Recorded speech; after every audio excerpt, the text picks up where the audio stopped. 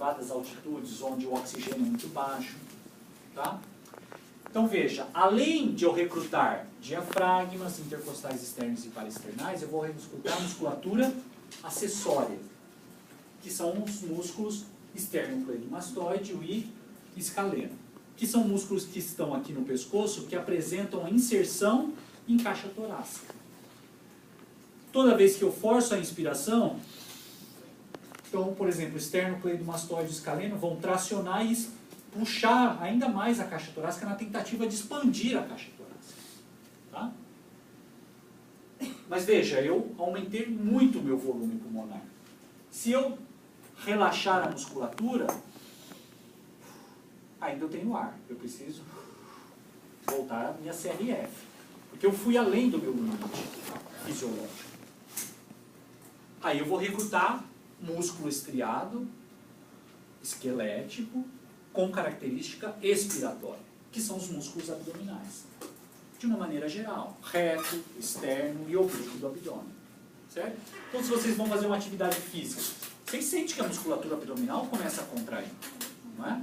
Ou quem tem bronquite, tem asma, quando está em crise, tem uma dificuldade muito grande para respirar e força sempre a musculatura abdominal, né? Sempre está forçando a musculatura abdominal. Então, veja, está recrutando músculos abdominais. E nós temos os intercostais internos, que também estão entre as costelas, entrelaçados entre os músculos intercostais externos, mas que vão também tentar trazer a caixa torácica de volta à sua posição original. Tá? Bom, não vou passar isso daqui. Veja, o que vai determinar a eficiência do músculo, certo? É não só a massa muscular, mas o tipo de fibras musculares que esse músculo apresenta. E eu quis mostrar isso para vocês, porque o diafragma, ele apresenta uma característica diferente do bíceps, por exemplo, que não deixa de ser um músculo também estriado esquelético. Tá? Então vejam, e o que eu vou mostrar para vocês mostra o porquê o diafragma, como o principal músculo respiratório, e é verdade, ele é o principal músculo que vai expandir a caixa torácica em quase que sua totalidade, ele é muito eficiente para determinar a função dele. Então veja, se você vê se você tiver que apostar dinheiro em quem vai ganhar essa queda de braço, esse cara ou esse daqui, veja o tamanho desse daqui e o outro coitado aqui na queda de braço, e você vai falar, bom, esse daqui certamente vai desempenhar uma função maior, não é? Ele tem mais massa muscular, isso é verdade, mas será que a eficiência do músculo dele é verdade? Será que vai? Não é isso que acontece.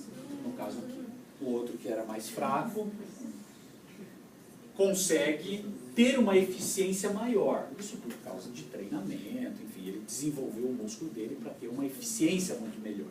Então veja, não só a massa muscular é importante, mas também a eficiência do desenvolvimento do músculo, a eficiência do movimento. E se a gente olhar para esses tipos de fibras musculares, eu não sei se vocês já viram em biologia celular, ou se quando vocês viram músculos esqueléticos isso foi comentado, mas nós temos tipos de músculos, tipo 1 e tipo 2. E isso é a característica histológica do músculo, tá?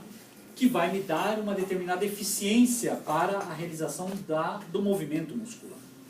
Então, o tipo 1, veja que a velocidade de contração é muito lenta comparado com as fibras do tipo 2. Tá? O diâmetro, então, pequeno do fuso muscular, né? Intermediário e grande. Resistência à fadiga, então o músculo do tipo 1 tem dificuldade para entrar em fadiga, então a resistência é muito alta, então ele dificilmente entra em fadiga, comparado com os do tipo 2. Capacidade de hipertrofiar muito baixa, comparado com o do tipo 2. Capacidade aeróbica muito alta e baixa. Então veja, É possível comparar aqui tipo 1 com o tipo 2 sendo o diafragma e o músculo do bíceps, por exemplo? Você já ouviu falar que eu vou na academia, eu vou fortalecer meu diafragma, vou hipertrofiar meu diafragma? Igual como o meu diafragma está hipertrofiado, eu consigo ter uma capacidade inspiratória melhor que a sua. Veja, isso não acontece, porque olha a capacidade de hipertrofiar de músculo do tipo 1, muito baixa comparado com o do tipo 2. Vocês já ouviram falar, bom, eu tive fadiga do meu diafragma, ele entrou em fadiga, parei de respirar. Resistência à fadiga muito alta, ele não consegue entrar em fadiga, porque tem uma capacidade de mitocôndrias muito alta.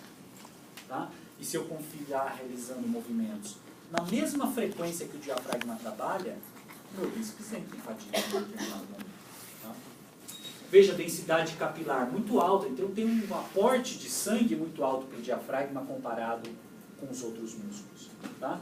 Olha a capacidade de mitocôndria que tem, elevada e baixa nos outros tipos de músculo. Então, se nós formos olhar a composição do diafragma, 50% é composto de fibras do tipo 1, o que faz com que ele possa desempenhar uma função adequada, que é movimentos repetidos ao longo de toda a vida. Então, ele vai ter uma eficiência para desenvolver a sua função, que é a expansão e retração de caixa torácica, sem que com isso impacte o funcionamento do músculo de forma adequada. Tá? Então veja, aqui é um corte histológico do diafragma. Veja a quantidade aqui em preto seria as fibras musculares do tipo 1, a quantidade de fibras musculares que tem no diafragma, comparado com as fibras do tipo 2A ou 2B. Bom? Então aqui, voltando lá nos músculos, então aqui nós temos que o diafragma não está aparecendo aqui, mas ele fica aqui na base do tórax. Okay? Nós temos os intercostais externos, okay? Entre as costelas, e aqui ficaria os parasternais. Músculos acessórios, inspiratórios, quando eu preciso forçar a inspiração, esternocleidomastoide e escaleno, veja, inserção em caixa torácica, quando eu preciso forçar a inspiração, eu vou tracioná-los e a caixa torácica expande ainda mais. Tá? E os músculos expiratórios, que só são recrutados numa expiração forçada. Então veja, abdominais, oblíquo, reto, transverso do abdômen, e os intercostais internos, que também auxiliam na retração da caixa torácica. Conforme a idade da natação, né, essas cartilagens externas elas vão falsificando, não? Isso altera na respiração? Um pouco, sim. Não deixa de alterar. Mas veja que com a idade, até a eficiência do músculo passa a perder um pouco de função. Tanto que as pessoas não conseguem recrutar grandes volumes conforme vai se avançando a idade também.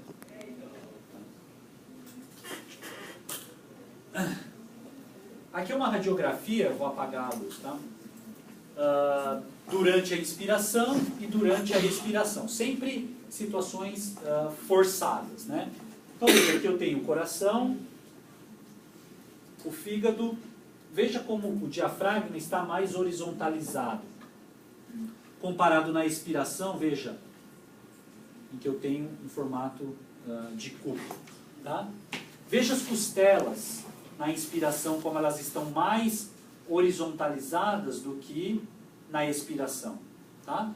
Então, como elas estão mais retas, então houve um volume maior de caixa torácica recrutada. Veja numa porção lateral, olha aqui o diafragma, certo? Bem mais horizontalizado, empurrou as vísceras para baixo, olha aqui na expiração, como está o formato de cúpula, todas as vísceras aqui em cima. Olha as costelas. Então, olha o volume da caixa torácica numa visão lateral, quanto numa visão durante a expiração. Tá? Aqui é uma...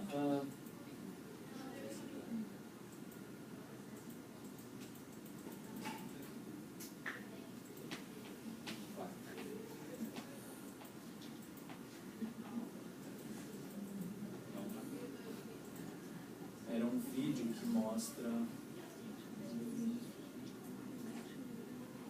Deixa eu ver se eu consigo.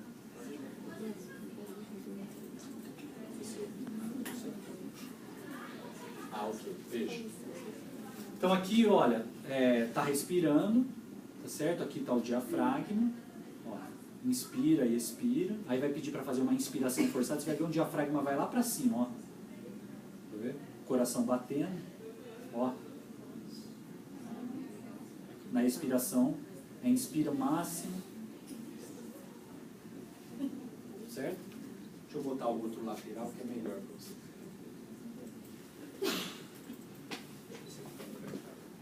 Então aqui, coração batendo, aqui o diafragma, olha, na inspiração, aqui está o estômago, essa bolha aqui, chama bolha gástrica que tem no estômago.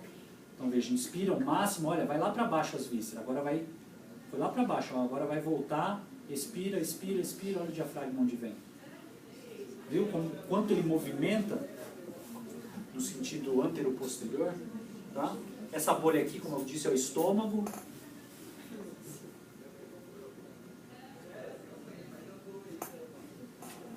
Vamos ver uma visão lateral para vocês verem.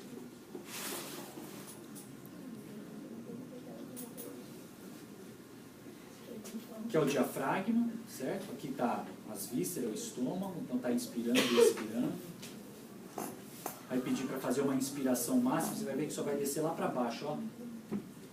Agora, solta o ar, olha o diafragma como sobe, ó. Certo? Aqui é a medula.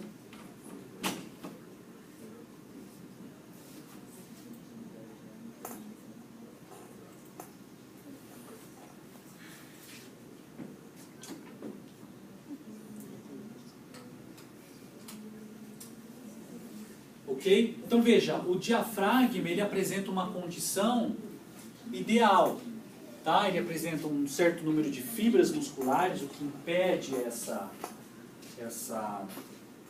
gasto energético de maneira desnecessária, apresenta uma rede capilar muito avançada, apresenta uma quantidade de mitocôndrias considerável, é um músculo que dificilmente entra em fadiga, tá? E veja, se nós considerarmos aqui o consumo de oxigênio pela musculatura, se eu pegar todos os músculos estriados esqueléticos, certo? Com exceção dos músculos que apresentam características de inserção em caixa torácica. Então veja, conforme eu aumento a minha respiração, eu vou aumentar de maneira crescente o consumo de oxigênio. Então conforme mais eu estou demandando oxigênio, mais eu estou recrutando. E vejam que os músculos respiratórios apresentam um consumo diminuído de oxigênio. Tá? Então veja, eles conseguem poupar energia para que eles possam desempenhar sua função de maneira eficiente, tá? Sem, com isso, entrar em fadiga. Porque quanto maior o consumo de oxigênio, mais fácil o músculo entra em fadiga. Tá? Aqui a situação que eu comentei, de chamado pneumotórax.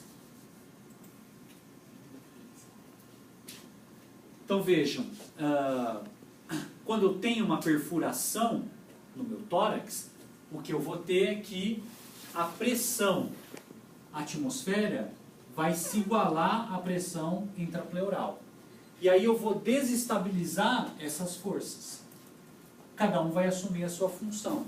Então veja que o pulmão vai voltar à sua posição original, posição de repouso do pulmão, e a caixa torácica vai expandir. Se vocês olharem a caixa torácica do lado esquerdo e do lado direito de vocês, vocês vão ver que a caixa torácica está mais expandida, tá? Do lado esquerdo, tá? Porque ela assumiu uma posição que é a posição de repouso dela, sem estar ligada com a estrutura caixa torácica e pulmão, tá? Olha aqui nessa radiografia.